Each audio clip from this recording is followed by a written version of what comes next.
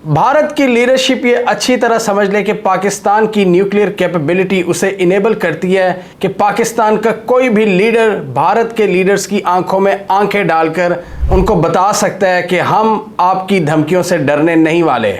ये अल्फाज थे पाकिस्तान नेशनल कमांड अथॉरिटी के adviser lieutenant general retired Khalid Ahmed Kidwai के। इन्होंने एक बड़ी ज़बरदस्त स्पीच की है और पाकिस्तान का मौक़िफ़ बताया है न्यूक्लियर वेपन्स के इस्तेमाल के हवाले से। जो नो फर्स्ट यूज़ पॉलिसी की बात होती है, NFU पॉलिसी भी कहा जाता है इसको, जब न्यूक्लियर की बात की जाती है उस हवाले से बहुत से मुल्कों का क्या इसमें पॉइंट ऑफ व्यू है। तो लेफ्टिनेंट जनरल खालिद अहमद किदवाई जो हैं ये इस वक्त नेशनल कमांड अथॉरिटी के एडवाइज़र भी हैं। इन्होंने पाकिस्तान का मौक़िफ़ बड़ा क्लियरली पेश किया है और भारत जो धमकियां लगा रहा है आजकल उसके पेश नज़र उन्होंने पाकिस्तान की पोजीशन को वाज़ेह किया है। इससे हमें बहुत हद तक ये जानने में मदद मिलेगी कि पाकिस्तान की न्यूक्लियर वेपन्स को इस्तेमाल करने के हवाले से क्या पॉलिसी है, भारत की क्या पॉलिसी है और दूसरे मुल्क इस हवाले से क्या सोचते हैं।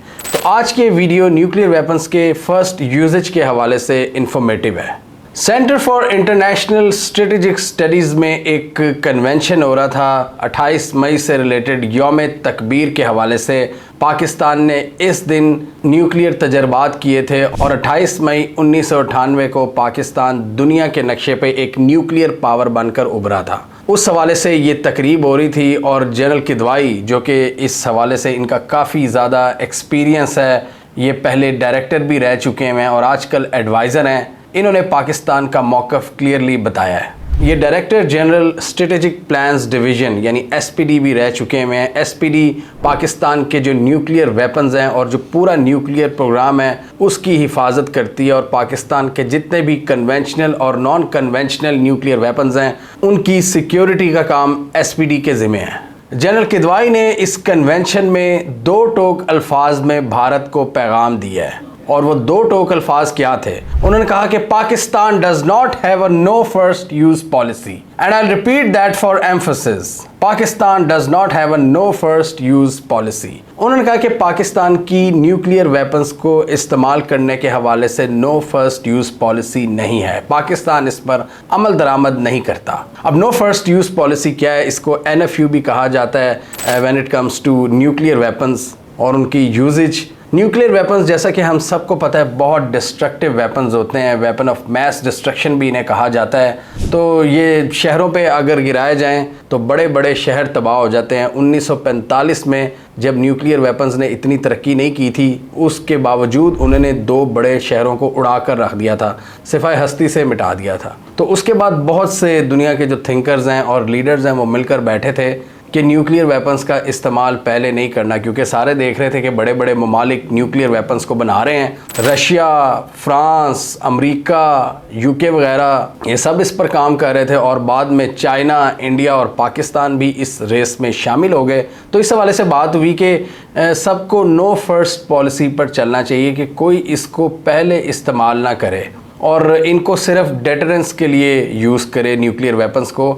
और न्यूक्लियर वेपन्स की जो डेटरेंस है उसका बहुत ज़्यादा चर्चा हुआ कि न्यूक्लियर पावर किसी भी मुल्क को वो डेटरेंस प्रोवाइड करती है, यानी जंग को रोकने का सामान पैदा करती है। इसकी एक बहुत बड़ी एग्जांपल है कि 1971 के बाद से लेकर अब तक ये तकरीबन 50 साल से ज़ायद का अरसा गुजर चुका है, पाकिस्तान और भारत के दरमियान कोई कन्वेंशनल वॉरफेयर नहीं हुई कारगिल को निकाल कर। कारगिल भी एक लिमिटेड स्केल वॉर थी, लेकिन अगर कन्वेंशनल वॉरफेयर की बात करें तो उस तरह जंग नहीं हुई वर्ल्ड वॉर 1 और वर्ल्ड वॉर 2 के पैटर्न्स पर, जिसमें पूरे टैंक, पूरी एयरफोर्स, पूरी इंटेलिजेंस, पूरी इन्फेंट्री आपकी मैदान जंग में उतार दी जाती है और पूरी नेवी। इसकी एक बहुत बड़ी रीज़न पाकिस्तान ये बताता है कि हमारे जब से हमने न्यूक्लियर वेपन्स को एक्वायर किया है, भारत की ये जुर्रत नहीं है कि वो पाकिस्तान पर हमला कर सके।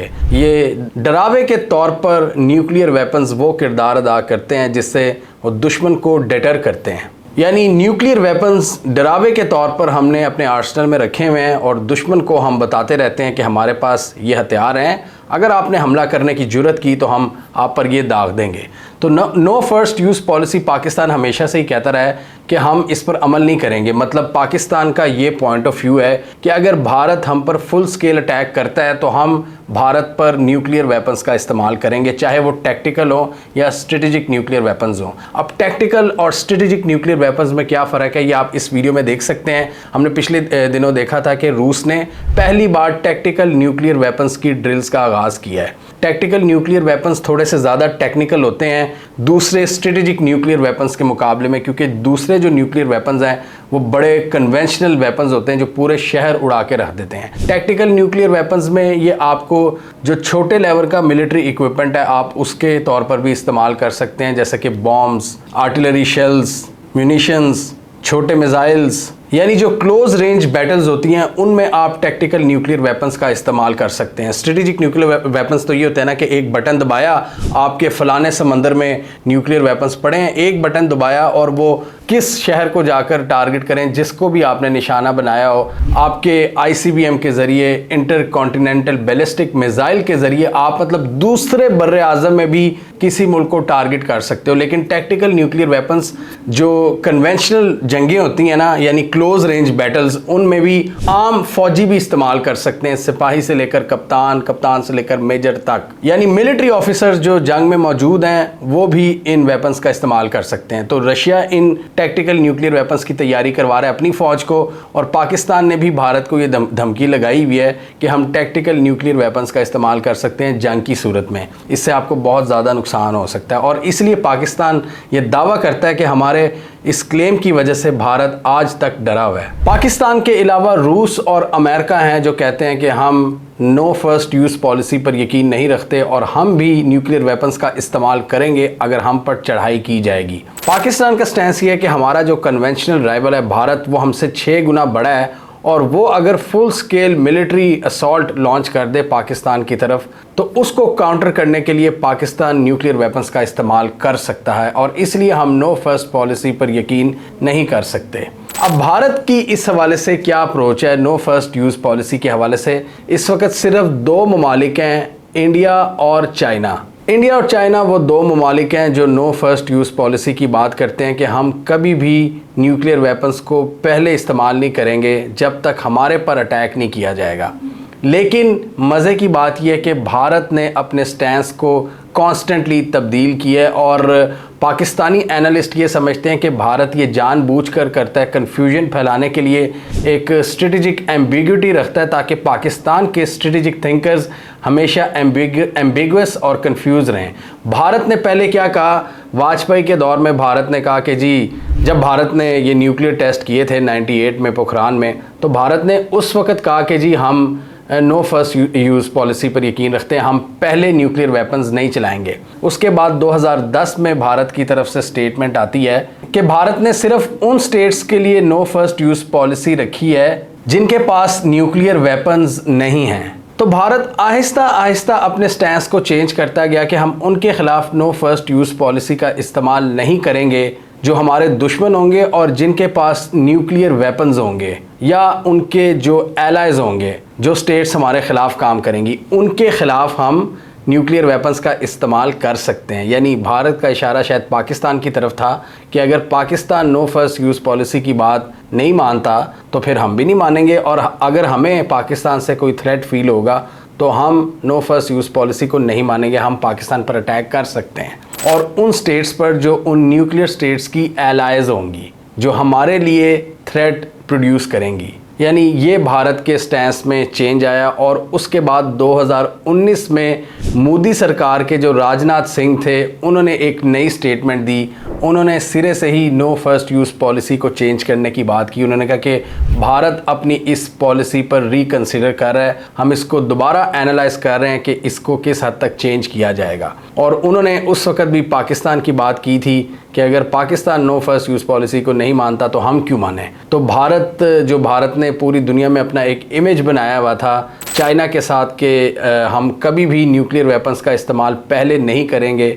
भारत इस स्टैंड से अब काफ़ी हद तक हट चुका है और इसलिए शायद पाकिस्तान ने इस दफ़ा इस बयान में क्लियर कट भारत को पैगाम दिया है कि हमने कभी सोचा भी नहीं था नो फर्स्ट यूज़ पॉलिसी का। हम किसी भी वक्त न्यूक्लियर वेपन्स का इस्तेमाल कर सकते हैं अगर हम पर कन्वेंशनल वॉरफेयर लागू की गई। अगर हमें अपनी नेशनल सिक्योरिटी का थ्रेट फील होता है तो हम इन वेपन्स का इस्तेमाल करेंगे। तो भारत में भी पिछले कुछ सालों में स्पेशली मोदी सरकार के बाद असर्टिव न्यूक्लियर पोस्चर की बातचीत शुरू हो गई है कि भारत इसको काफ़ी हद तक कंट्रोल करे और इसमें असर्टिव रोल अपनाए न्यूक्लियर पॉलिसी के हवाले से, और न्यूक्लियर वेपन्स के हवाले से जो एक आलमी अंडरस्टैंडिंग है उसकी रिस्पेक्ट ना की जाए। अब सवाल ये पैदा होता है कि पाकिस्तान को इस मौके पर क्यों ज़रूरत पेश आई कि भारत को ये क्लियर पैगाम दे कि Pakistan no first use policy पर यकीन नहीं रखता, पाकिस्तान इस पॉलिसी को नहीं अपनाता। एक्सपर्ट्स के मुताबिक इस वक्त भारत में जो एक माहौल बना हुआ है, इलेक्शंस का माहौल है, और मोदी सरकार हर वक्त पाकिस्तान को लताड़ती रहती है और उन्होंने पाकिस्तान के न्यूक्लियर वेपन्स पर भी सवालात उठाए हैं। और इसके अलावा राजनाथ सिंह ने भी ऐसे बयानात दिए हैं जो बहुत ज़्यादा प्रोवोकेटिव हैं। अभी थोड़े दिन पहले उन्होंने बात की थी कि जो पाकिस्तान का आज़ाद कश्मीर है हम उसको वापस ले लेंगे। तो कश्मीर के जो फ़ारूक अब्दुल्ला थे उन्होंने जवाब दिया था कि पाकिस्तान ने कोई चूड़ियाँ नहीं पहन रखी, उनके पास भी एटॉमिक बॉम्ब है। तो इतना आसान नहीं है कि आप ये बयानात दे दो कि जी हम पाकिस्तान से कश्मीर ले लेंगे, पाकिस्तान की साइड वाला। पाकिस्तान के पास न्यूक्लियर वेपन्स हैं और अगर पाकिस्तान ने उनका इस्तेमाल किया तो उससे हम सब मरेंगे, ये फ़ारूक अब्दुल्ला ने बयान दिया था। और बेसिकली उन्होंने बताने की कोशिश की थी, राजनाथ सिंह को समझाया था कि आप ऐसे प्रोवोकेटिव स्टेटमेंट्स ना दें।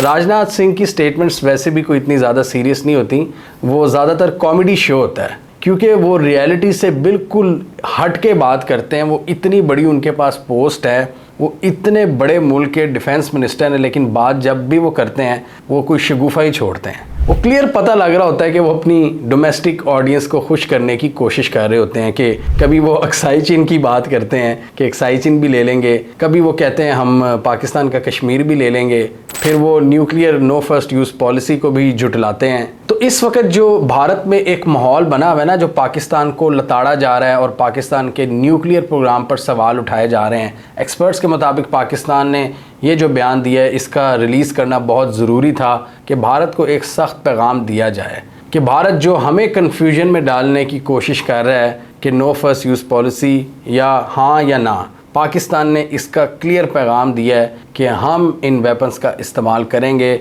अगर हमें नेशनल सिक्योरिटी थ्रेट फील होगा। तो इंडिया में ये जो शिफ्ट आया है नो फर्स्ट यूज़ पॉलिसी के हवाले से, पाकिस्तान ने उसके जवाब में एक क्लियर कट पैगाम देने की कोशिश की है भारत को कि हमारा स्टैंस पहले भी यही था और अब भी यही है। इसके अलावा जनरल किदवाई ने बात की इमर्जिंग टेक्नोलॉजीज़ और उनकी इम्पॉर्टेंस पाकिस्तान के न्यूक्लियर प्रोग्राम को स्ट्रेंथन करने के लिए, कि पाकिस्तान मज़ीद इमर्जिंग टेक्नोलॉजीज़ का इस्तेमाल कर रहा है अपने न्यूक्लियर प्रोग्राम को मज़ीद सेफ़, सिक्योर और साउंड बनाने में।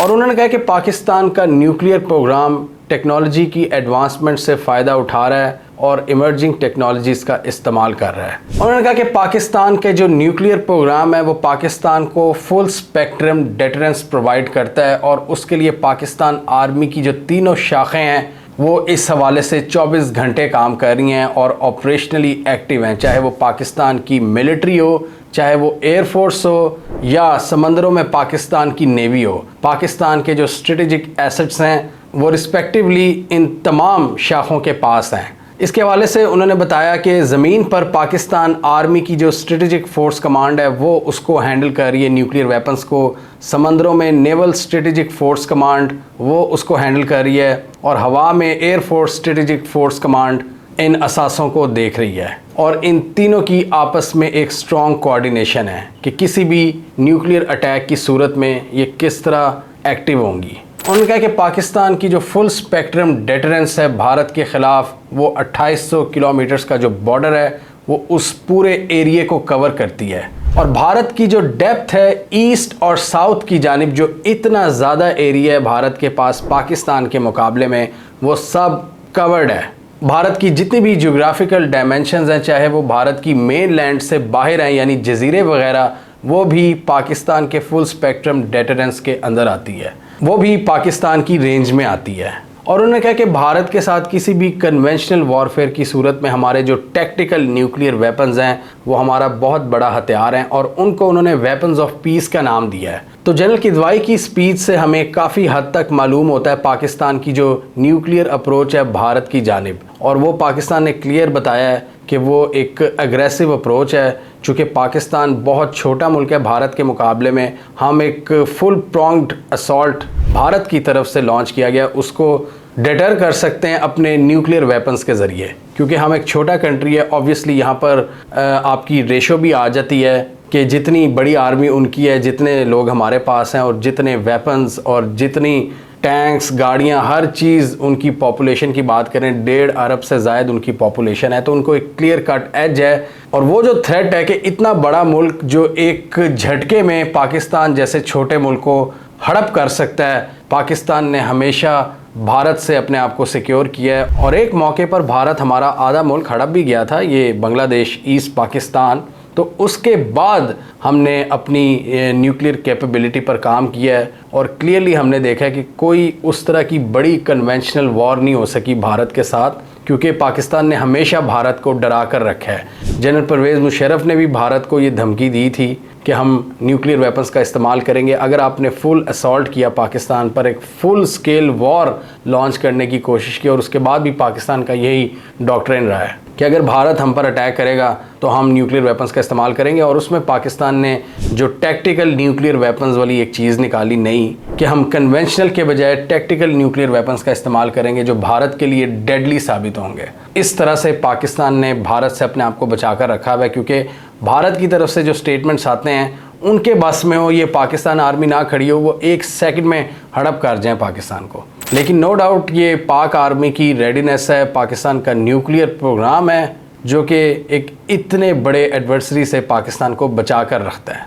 आप इंडियन आर्मी के एक्शंस देख लें कश्मीर वाली साइड पर, और जिस तरह इन्होंने S-400 तैनात किए हैं जम्मू और पंजाब वाली साइड पर, और उसके बाद इंडियन नेवी का जितना बड़ा साइज़ है, और फिर बाकी जो इंडिया की लैंड आर्मी वो कितनी बड़ी है। इसके बावजूद पाकिस्तान ने पिछले 50 सालों से भारत से अपने आप को बचा कर रखा हुआ है, और उसकी एक बहुत बड़ी रीज़न पाकिस्तान के ये न्यूक्लियर वेपन्स हैं। हमें कमेंट सेक्शन में बताइए आपके ख्याल में भारत जो पहले नो फर्स्ट यूज़ पॉलिसी की बात करता था कि हम पहले कभी न्यूक्लियर वेपन्स का इस्तेमाल नहीं करेंगे, लेकिन ये जो स्टेटमेंट्स आई हैं राजनाथ सिंह की जानिब से और पाकिस्तान के इस क्लियर कट स्टेटमेंट के बाद, क्या भारत अपनी नो फर्स्ट यूज़ पॉलिसी को चेंज कर चुका है मोदी के आने के बाद? और आपके ख्याल में पाकिस्तान के ये जो न्यूक्लियर वेपन्स हैं भारत के ख़िलाफ़ पाकिस्तान को एक स्ट्रॉन्ग डेटरेंस प्रोवाइड करते हैं, या ये एक बहुत बड़ी मिथ है क्योंकि भारत के पास भी न्यूक्लियर वेपन्स हैं और वो पाकिस्तान को ईजीली हरा सकता है? कमेंट कीजिए। इसके अलावा हमारा यूट्यूब चैनल सब्सक्राइब कर लें, साथ ही वो बेल आइकॉन भी दबा लें ताकि वो स्टोरीज़ दुनिया भर से पाकिस्तान से जिनकी मेन स्ट्रीम मीडिया पर प्रॉपर कवरेज नहीं होती हमारे प्लेटफॉर्म के थ्रू आप तक टाइम पर पहुँच जाएँ।